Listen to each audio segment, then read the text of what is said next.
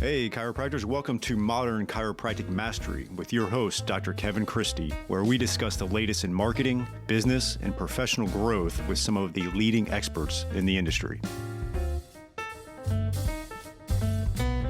Hey, docs, welcome to another episode of Modern Chiropractic Mastery. This is your host, Dr. Kevin Christie, and today I'm bringing an interview with Derek Coburn. I will describe him as an entrepreneur with a background in financial advising. But he is so much more than just financial advising. And we do dive into a few different aspects of his entrepreneurial career today, but we're going to really focus on the information within his new book called Let's Retire Retirement. And I think this is very important for you listening to this on some of his ideas on what retirement should look like and how we've kind of fallen victim to maybe old school thinking on what retirement is, retirement age, how to retire, what to do before you're retiring. And we dive into some of that, and it will ease some of your anxiety on retirement. I know for me, as a member of Strategic Coach, it's something that Dan Sullivan has talked about. But Derek, in his book, really dives into the details of how to make that happen and what it looks like to make it happen. And I've kind of followed, I would say, like the last 7, 8 years where I was like, you know what? I don't see myself retiring. Well, it's definitely not going to be at 65. It's just going to look different, maybe at age 65, 70, 75 than it does right now. Or if you're even younger listening to that. And so I want you to kind of switch your perspective on what retirement may look like. Enjoy what you got going on now. And Derek is going to help us with a little bit of a roadmap on that. So without further ado, here's my interview with Derek Coburn. All right, Derek, welcome to the show here. Excited to have you on the podcast to discuss a topic that's, near and dear to everyone's heart. Maybe not if you're 15 years old, but at least when you get into 25, you better start thinking about this, and that is retirement. But you're going to tell us how to unretire retirement. But before we do that, tell us a little about yourself personally and professionally. Hey, Kevin, thanks for having me. I'm really excited to be here and look forward to chatting with you and sharing some wisdom for your audience. So I've been a financial advisor for 27 years. I started in 1998, actually sold my practice in 2019. And pretty early on, I began to question just the validity of this concept of retirement. I saw people that were sacrificing their health, their happiness, their key relationships in the name for having a certain amount of money at a certain age so they could stop working and then do those things. And I was also seeing people who were retiring, looking around, realizing it wasn't what it was advertised to be. They weren't happy. They didn't have the relationships that they wanted to have. And a lot of those people are actually going back to work. There's this whole movement called the unretirement movement where 1 in 5 Americans over the age of 65 is still working, and that's up from only just 10% in the mid 1980s. It never made sense to me. And if most people have worked with a financial advisor before, when they meet with their advisor, the advisor doesn't say, "Do you want to retire?" The advisor says, "What age do you want to retire?" And if you're like most people, you hadn't given it a lot of thought, or you pick a number because you read about it in an article, or because the advisor says, let's pick 65 because that's what everyone else does. And you're on this train, playing this money game at the expense of other things that might be a little bit more important to you. And so I want to help people realize that they're probably not going to be happy sitting around doing nothing for 30 years, that they're probably going to be engaged in some type of work. Doesn't have to be what they're doing now. Doesn't have to be the long, hard hours maybe that they're experiencing now. But if you start planning to have some income coming in later than what you were previously planning, that means you don't have to save as much. And if you don't have to save as much right now, that means you have more money and more time that you get to spend on the people and things that are most important to you right now. Yeah, I think that's key. Have you read the book From Strength to Strength? I have not. Yeah, really good book. Arthur C. Rhodes, I believe, but he talks about how, real quick, in a person's life, they've got the one strength early on, which is a fluid intelligence. It talks a lot about why creatives are really creative in their 20s, tech startups in their 20s. You have this blank canvas. You're able to do certain things. You have certain strengths at that age. And then as you get to the second half, let's call it 40s, 50s, you have a different strength, which is more like crystallized intelligence and a little more wisdom around it. And ultimately, the essence of the book is realizing that there can be kind of a second act, right? Yep. And I think what happens, at least in my mind when I read it, was I went back. I'm 45 years old now, so I'm in that second half of the season here, and Barely. yeah, I just hitting into it, right? I still have some times for some adjustments, but when I was reading, I was thinking to myself, was like when I was in my early 30s, I kept on thinking to myself, is it always gonna be like professionally, am I always gonna be doing this for another 50 years? And that was a little daunting. And what I liked about that book and kind of what you're saying is that it doesn't mean you have to be grinding at 64 years old like you were grinding at 28 years old, right? Yep. Totally, man. There it was just revealed that Warren Buffett generated 95% of his net worth after the age of 65. Then you throw in the fact that his replacement, who is coming in to take over Berkshire Hathaway, is 62 right now. And I think that you can make a really good argument that a lot of people are going to be leaving a lot of money and a lot of wisdom on the table if they stop at that time. Mm. And I think that there's going to be plenty of paths for people that have skills, talents, wisdom, ability to find work that they want to do on their own terms. It might be kind of serving on a couple of boards. It might be Mhm. jumping in as a consultant for another practice and working 10 hours a week and doing a 6-month contract and then taking 6 months off. And I think that as long as you have gifts to share and wisdom to provide, there's going to be a lot of ways for you to exchange those things for income. And again, I think that what that leads to right now is hopefully a little bit of the pressure that is relieved for maybe someone feeling like they have to grind now at the expense of their health or other things, in order to get to this place where they're going to probably want to keep doing something anyways. Yeah, I think that's what one of the big things I got out of your book was that pressure, anxiety around it. I've got a good friend. He does well. We're the same age. We graduated undergrad together, and from all accounts, I mean, he is in a great situation for retirement, except for the fact that he's in the corporate world. He's worried about his job future because of all the things going on with corporate world. And he's put this like age 55 number for him. So we're Oof. 10 years from that, right? Yeah. And I would say him and I are in a similar financial situation with retirement, but I have not put that cap on myself. So I don't have that pressure anxiety where he has it. And it's just fascinating to see what that can do to you. Yeah. So I actually share a story in my book called A Tale of Two Tonys. Mhm. And I say Tony is this guy who's 45 years old and he makes $150,000 a year and he has $150,000 saved up for retirement. And he meets with his advisor and tells the advisor that he wants to stop working at 65. And the advisor comes back and tells him that he's going to have to save $2,400 a month Mhm. every single month, adjusted for inflation between now and then for 20 years in order to stop working. And he's immediately feeling the pressure of that. Like most people, like if you do the math there, that's 20% of what he's making. That's a non-starter for most people. That means you're saving almost as much as you're spending. So he starts, skipping family dinners, canceling the vacations, not going to the gym, not sleeping as much because he's already behind the 8 ball and doesn't know if he'll ever be able to catch up. So then I introduce an alternate reality similar to this movie that came out a long time ago called Sliding Doors with Gwyneth Paltrow. I'm not Mhm. sure if you've seen it, but it's two timelines for this main character based on whether or not she catches a train and how her life will Okay. change if she does or she doesn't. Mm. So in this alternate reality, I have Tony go home and talk with his wife, and his wife is saying, like, Tony, I don't like, are you sure you don't want to stop working at 65? I mean, you like what you do, you like the people you do it with, and even if you're not doing that, you've got all these other interests, all these other skills. I can't imagine you're going to sit around and do nothing for 30 years. So he calls the advisor back and says, let's make it 75. I think I'm going to go till 75. By extending his working years by 10, the amount that he has to save goes down from $2,400 a month if he wants to stop at 65 to $110 if he wants to Mhm. stop at 75. It goes down by 96%.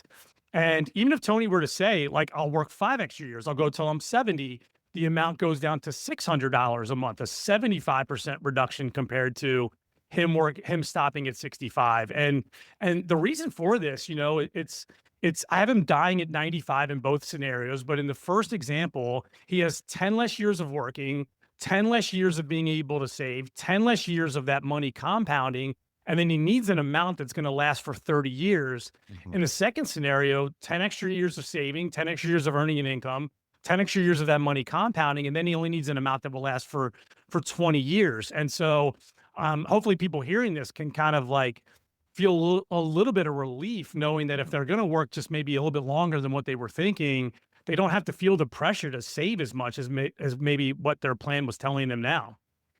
Let's take a break from today's episode and announce our first sponsor. This is going to be Propel Marketing and Design. I've known Darcy Sullivan for years. We've worked hand in hand on my websites. I don't trust anybody else to do this search engine optimization. She does a great job. There's so much to it. A lot of the lingo and the words are beyond my comprehension, but it's just amazing work that she does. And if you're really going to get results with Google, you have to make sure your website is SEO optimized. And I really don't want you doing it yourself as a chiropractor. So you just have to have this type of stuff done. And if you're looking to get more organic online traffic that pulls in new patients, Propel Marketing and Design is currently offering chiropractors who listen to this podcast a free SEO website review. The free review will help you uncover methods that will improve your website and boost your search engine visibility. Head over to propelyourcompany.com/chiropractor and schedule your free SEO website review. You won't regret it. She gets great results. Your website needs this. Your search results need this. Head on over there to propelyourcompany.com/chiropractor to get your free SEO website review. It's been interesting because we were joking around before we recorded because I'm in Boca Raton, Florida, and you asked if I was like the youngest person there, and that's kind of it's kind of true. But one of the benefits of treating so many patients that are in their 70s, and these are a lot of people in Boca are very active, they're affluent, but Yep. talking to them and having conversations with them, and it's given me a lot of perspective. I was just having one the other day, and I was like, oh, what do you, he was like 68 years old. And I was like, oh, what are you doing for work? And so I was like, oh, I retired some years ago, but I didn't really retire. I just, stopped the job I had before. He was also an investment industry. He's like, and so now I spend about 3 hours a day, 4 days a week, doing some things on investing and consulting. So I don't really call it work, but I really enjoy it and I still get an income. And I was like, and that's the thing. That's the key is like, it doesn't mean you're just playing golf 5 days a week. Like you could be working into your 70s, but it doesn't look like it did when you were 35 years old, right? Totally, man. Look, and I think that everybody can carve out their own path, right? But like the friend that you mentioned before, Mhm. who's in a similar spot to you, but with a more aggressive timeline. I mean, what I would want to know is, and you don't have to share this now, but like what I would want to know, uh, uh, you know, generally speaking, is like, what's his relationship like with his spouse if he's married? What's his relationship like with his kids? Is he in good shape? Is he taking care of himself? Like I never had anybody really come into my office with their hand raised saying, I know I don't want to retire. I would always introduce the idea to them and I would play along with them if they would answer something like 65. And I would say, what do you want to do? And they would look at each other and sometimes they would say, we want to travel the world together. I would say, beautiful. When was the last time you two went out on a date? And a lot of times they would look at each other and just like not have a good answer to that. Or I want to spend a lot of time with my kids and grandkids. Wonderful. Me too.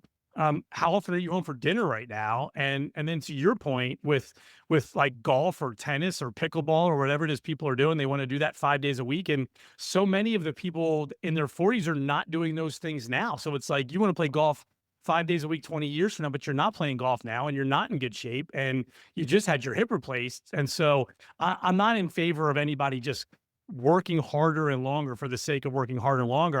What I'm preaching is let's just kind of spread it out a little bit and let's like take some of the things that you think you want to do a lot of when you're 20 and start doing those things now. Knowing that you're going to be having an income coming in later to kind of fund your ability to spend your time differently. Yeah, it is the thing is you're not advocating for just like wasting your money and not saving and doing all that and and buying things you can't afford. You're advocating for like actually doing the things and enjoying it while you can and setting it up. And I did that like 2 years ago, I believe it was. I sat down, I said, like, what would it look like if I was retired right now? What would I do? And I wrote down different things, and then I answered the question like, why am I not doing those things now? Is it because it's not really important to me? Is there this some kind of preconceived notion that when you retire, you got to play golf 3 times a week? Is it because I have young kids? Like, and then I was like, okay, now let's say when could I do those things? And I started implementing some of those things into my life now, and it was definitely helpful to put that in perspective, like you said. Yeah, because you have how many kids do you have? 2 boys, 5 and 3, so I'm still in the, ringer here. Yeah, yeah. I think that like society just wants us to work our hardest and earn most of our money in the years when our kids want us and need us the most. And there's a really great blog written by Tim Urban about 10 Mm, years ago called How Many More Times? And, he looks at, for example, if you have a kid that goes, when they leave to go off for college, you have already spent 93% of the time that you're going to spend with them over the course of your life, which is crazy to think about. My kids are 15 and 12, so I've got 3 and mm, 5 years left with each of them respectively. You can also flip that around and look at your parents. Like if your parents are not living in the same town as you and you're seeing your parents 2 or 3 times a year and they're 75 years old, you can kind of figure out like how many more times you're going to see them. And so I think for me, especially being a dad and showing up as a father, that's at like the top of my to-do list. mm, And I'll share a story. When my boys were 10 and 7, my wife and I had this nighttime routine where we would alternate reading them a story, tucking them in bed, laying in bed with them while they fell asleep. And I found myself starting to like wish it would hurry up. Like I'm thinking mhm. in my head, like hurry up and fall asleep so I can go watch this show and hang out with my Yes. wife or respond to this email. And then I called myself like, man, he's not going to want to do this for that much longer. He's 10. And so I should try to Yep. lean into this more. And the crazy idea that I had that sort of allowed me to really lean into it was I imagined a company 20 years from now invented a time machine, and they were offering me the opportunity to go back in time to have one nighttime snuggle, one nighttime routine with the 10-year-old version of my kid. How much money would I pay for that? And I was like, I'd write a check for 50 grand without even thinking twice. And so, here I was like, my future self would pay a lot of money to have this experience again, and I was taking it for granted. And even though we're not doing the nighttime snuggle routine anymore, there's a Mhm. lot of like $50,000 moments that I'm prioritizing and solving for, and really like knowing if my big picture idea here is that we're going to make money in the future longer than what we were thinking, and that frees us up to spend more of our time differently now. That I'm applying that on a micro level with my kids, where Mhm. now I'm probably working 20, 25 hours a week. I'm saying no to, half the speaking offers that I get and other opportunities. And my reason, the way I'm able to like sort of justify that, it's almost like the 6 year from now version of me is sponsoring my current lifestyle. It's almost like it's writing me a check to lean into being a dad, lean into being a husband, lean into spending more time with my friends, because I know once my youngest is gone, I'm going to be ready for like 50, 60 hour weeks again. I'm going to be ready for more speaking gigs and more contribution and just more value to share with the world at large. Yeah, and I think that's something that's a great perspective is a lot of people don't realize is there is gonna be that, a lot of people, there was a phase of their career where they were able to work hard without kids. Then there's a phase of your life where you are working and you have family and kids. And then there's another phase oftentimes where the kids are out of the house and you still got a lot of juice left. And now you can go back to, okay, we're going to grind a little bit more now because the kids are out of the house and, it's less obligations, obviously. Yeah, definitely. Let's take a short break for one of our great sponsors, TrackStat. It is a new type of software plugin for your EHR that combines patient communication, marketing, automation, and statistics with patient and employee tracking. Built by chiropractors for chiropractors, it shows your team what to focus on each day. See patient visit habits, missing information, unpaid bills, insurance collection visit average, and more. Great visibility of data so you can focus on filling your office with your best patients. When you can see what your staff and patients are doing or not doing and take action accordingly, your profits naturally grow. Take TrackStat for a test drive in your office with our free trial. Not a techie, no problem, we can help. To get started on your free trial, visit trackstat.org and watch the demo. That is trackstat.org. And I wanted to switch gears just a little bit. You mentioned Tony living to 95, which I love. And what are some of your thoughts on the fact that there's a good chance our longevity is going to increase for a long period of time and how that relates to both? Yeah, you should start considering working longer because, dying at 65 like it was 75 years ago isn't the norm anymore. It's basically like when you hear someone die at 65, you're like really sad. That's too young. If that was 100 years ago, be like, yeah, he's 65 years old. That's old. Now we're Yep. like thinking, right? Like we're getting into 80s, 90s, 100 pretty often. How does that relate to working a little bit longer? Because we're also more vibrant at 70 years old than we were 50 years ago. And the Yeah. fact that, like you mentioned, and tying it in is you got more years of compounding if you live longer and you do it right. So, what are some of your thoughts on longevity? Yeah. So look, retirement is a fairly new concept. Retirement was invented in 1889 in Germany. The chancellor at that time, Otto von Bismarck, wanted to set up a plan to take care of his older citizens and selected the age of 70 because, quote, that was the age at which people were expected to live until, unquote. Mhm. And then they reduced it finally to 65 a few years later. FDR used 65 as the age for Social Security when he set up that plan in 1935. Life expectancy in 1935 was 61. Life expectancy in 1935, if you made it to 65, was more in the mid 70s, right? And so, Mm. if you retired in like 1950, you would get a third of your income from Social Security, a third of your income from pension plans, which don't really exist anymore, and you only really needed to cover a third of your income for like 5 or 6 years. And Yeah. fast forward to today, life expectancy at birth from birth is about 78. If you make it to 65, it's likely that you're going to get to 87 if you're 86, 87 if you're a man, 80, 89 if you're a woman. And look, I think people that have the means and the desire to lean into their health and well-being, it could potentially be a lot longer. Like, I mean, people like I'm using, peptides at times, and I get my blood work checked a couple times a year, and so I'm really trying to stay on top of it. But I think also too, like the more you lean into living a full life along the way, the more likely it is that you're going to keep going. And the last thing I'll add to this is, I have a chapter in my book called Meaning versus Happiness. Mhm. And there was a study done by a woman named Barbara Fredrickson out of Chapel Hill. And she put people into two different groups. Group A were people who were solving for happiness. They woke up every day and their priority was, how do I make myself happy today? And group two, they had purpose. They had a bigger reason for being here aside from personal happiness. And they hooked everyone up to brain and heart monitors. In the first group, their bodies had the same response that our bodies have when we're dealing with chronic adversity. So like the loss of a loved one or the loss of a job, their inflammation went through the roof, their immunity went down, they were more likely to get sick and get diseases and die. Whereas the group that had purpose, that said, hey, I'm waking up and we're ready to see how I can contribute to make this world a better place.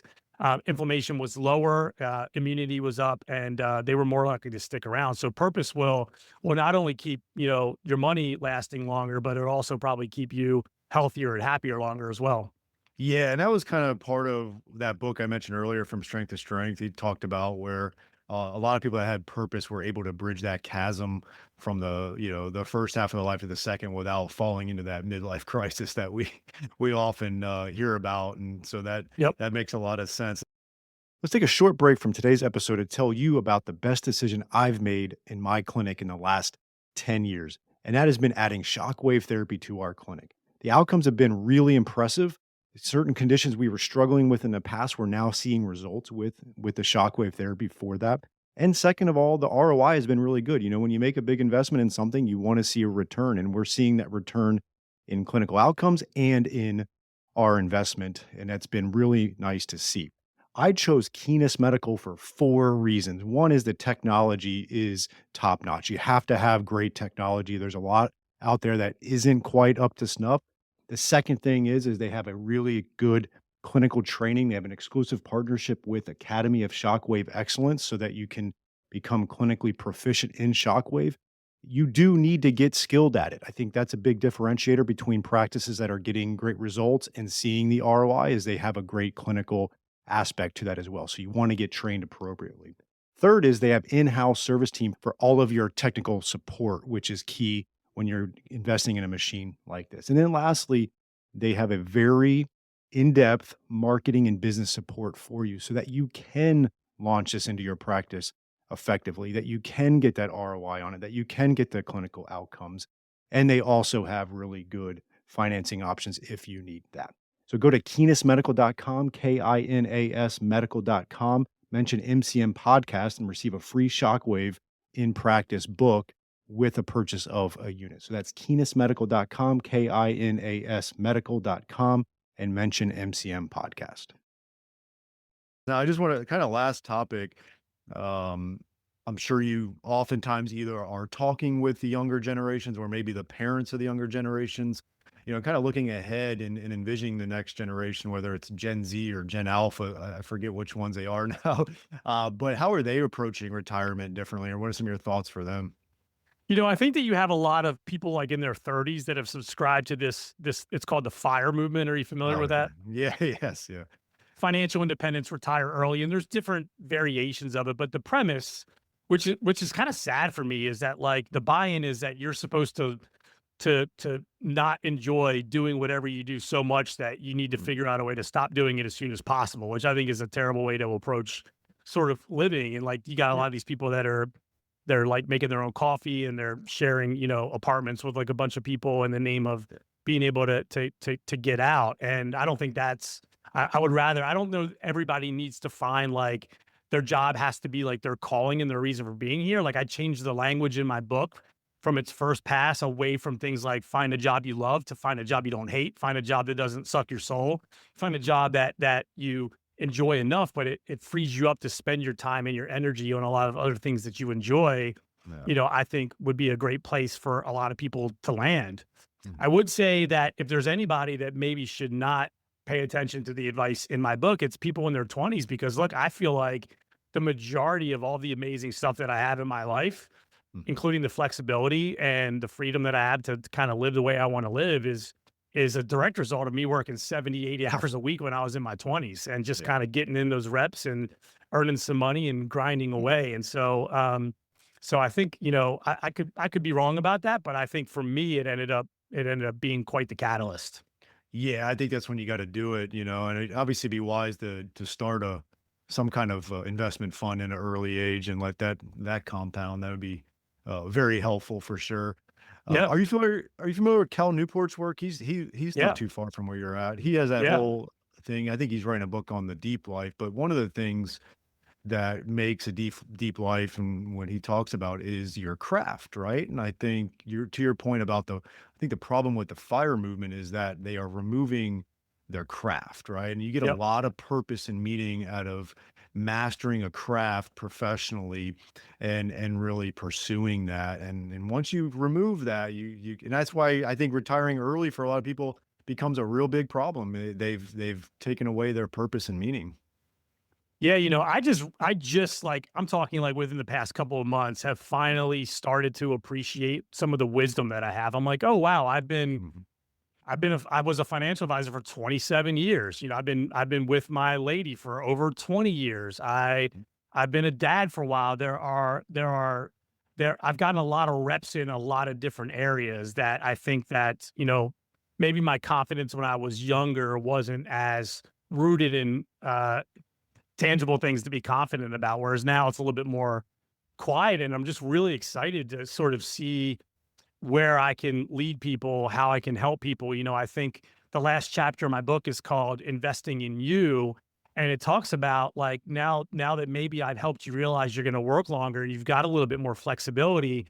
How can you spend your money differently? How can you invest in yourself? And I think there's a lot of entrepreneurs, a lot of practice owners, a lot of business owners who feel like they can sleep less and not go to the gym and not invest in their relationship and not have fun because they need to make money. And what the data shows us is that if we actually take a step back and we take a little bit better care of ourselves, that even though we might be at the office less, quote unquote, we might make more money because we might be thinking more clearly. Our creative juices might be flowing a little bit more. And I think that like ultimately the best person for any of us to be getting advice from is is the highest and best version of ourselves, the one that Mm. isn't sleep deprived, the one that isn't stressed about relationships or that hasn't processed stuff that happened to them when they were younger. And a lot of people are just not qualified to be making these big picture choices. Whereas if you start giving yourself the space to reconnect with friends and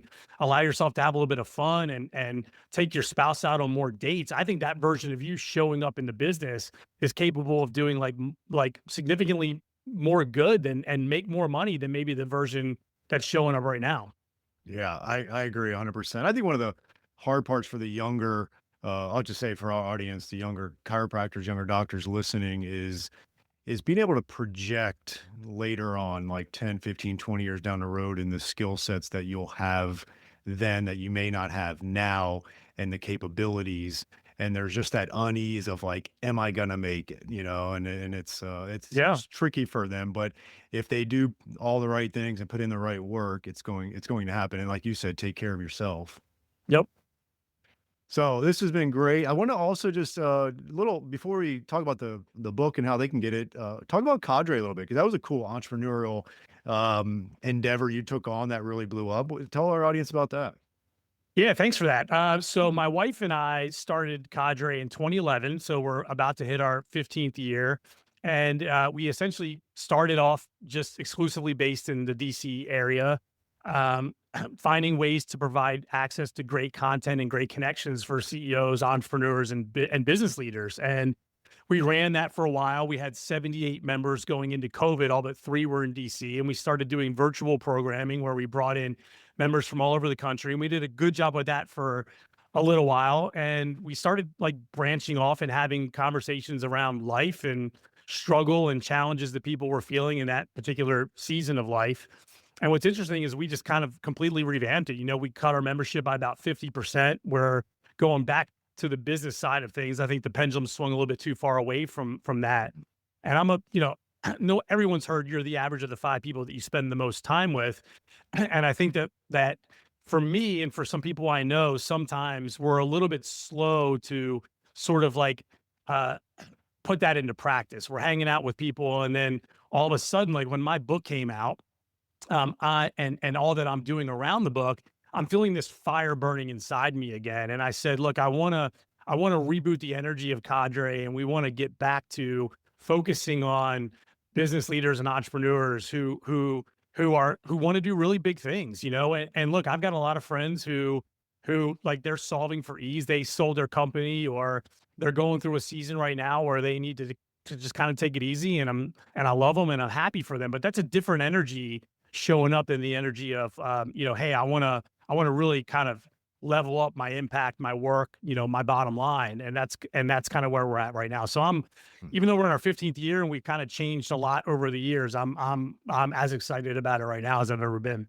I love it, man. Yeah, it's great. And then tell us a little bit about the book. I mean, obviously, a lot of what we talked about today is in the book, but who's it for? What's it called? Where can they get it? I just want to be able to get that information to them, and we'll make sure we put it in the show notes. Yeah, so far I'm really excited. I hit the USA Today bestseller list. I've got over 175, almost all 5-star reviews on Amazon. I'm hearing from a Nice. lot of people telling me how it's changing their lives, which is amazing. And I'm really in this game for the long haul. I mean, I got to write a book. I started off in 2017 writing the book, and I was going to write the book as a business card to attract more of my ideal financial planning client. And then I sold my practice in 2019 and just didn't touch the book for like 3, 4, 5 years. And when I revisited it to go back up, I said, now I've got some money in the bank. I'm not really looking to grow my wealth management practice. I can write a book that I think is going to help a much broader audience. And so Mhm. there are, unfortunately, probably like 40 to 50% of people in this country that are not saving anything at all for retirement. And Yeah. those people need to read a different book for different reasons. The people that I'm trying to reach are the people that have bought into this game. They probably haven't given a lot of thought to it. And I feel like I'm in like the regret minimization game right now. Like I want to reach people in their 30s, 40s, and 50s, stop them in their tracks, get them to think about this, help them realize that they're probably going to work longer than what they're thinking, so that when they get there, not only will they have the money that they need, but they'll have the relationships and the health and all the other things that they might have otherwise put off had they not come across, some of my thoughts on this. Yeah, I love it. It's such a needed thing. It's great information, and I think it gives a roadmap of what an alternative path is. That's not like wild and crazy. This is like, how about we focus on the present and enjoy our life now, and also realize that we can work under our own terms later on. Like I mean, you're obviously fortunate enough right now where you're working under your terms, Oh which is just yeah. an amazing place to be. Yeah, and I think too, like having the multiple businesses going side by side, has always allowed me to really stick to my guns in terms of who's a good fit. Like we've been able to curate cadre in a way to end up with like really incredible people, mainly because like my wealth management practice has always paid my bills. I didn't need Mhm. anyone's $500 a month from cadre to fund my kids' college education plan, and so that's been a big thing for me too. And even though I've got a couple businesses, I really enjoy and love all the people that I'm supporting. Love it, Derek. This has been great. I really appreciate your wisdom on it. And again, we'll make It- sure we put the information in the show notes for the book. It's a great read, and I think it's going to help a lot of chiropractors and obviously people in general. So after the chiropractors listening to this, buy it and read it. Send it to your colleagues and buddies that need to read it as well, because it's a great word and it needs to be spread often. Did I say the title? It's Let's Retire Retirement. How to enjoy life to the fullest now and later. And folks go to my website, derekcoburn.com. I'm not selling anything, but I've got like a PDF workbook that you can download to help you get more out of the book and sign up for my email. I've written a lot of articles and I'm continuing to write as add-ons to the book. It's funny, like I turned in the manuscript and started getting all these new ideas. And at first I was really mad about not getting those ideas before I hit submit. But they just keep coming. So I'm going to keep adding to it and would love to kind of connect with as many of you as possible. Sounds great. Thanks, Kevin. I hope you enjoyed this week's episode. And if you want to make the shift from busy, broke, and broken to time-free and cash confident, or you just want to continue with the exponential growth, check us out at modernchiropracticmarketing.com. Look at the MCM Mastery tab, watch the short video on there, and check out what we are doing now for evidence-informed chiropractors. We are equal parts coaching and marketing done for you. Yes, you shoot some videos, we help you with campaign strategies and ideas and really become a thought leader in your community. You shoot those videos, you send them to us, we produce, edit, and brand them to you. Then we distribute them through all of your channels. We also take them and we turn it into one good blog per month. And every other month, we have Darcy Sullivan producing a robust blog with a topic that you pick from her database to help with your SEO. So we essentially become your content marketing agency to make sure your practice is always having ethical, elegant content marketing to help grow your practice. On the coaching side, we also help you with everything from marketing ideas to business, communications, finances, anything practice growth, and really try to help prevent you from being stuck on that island.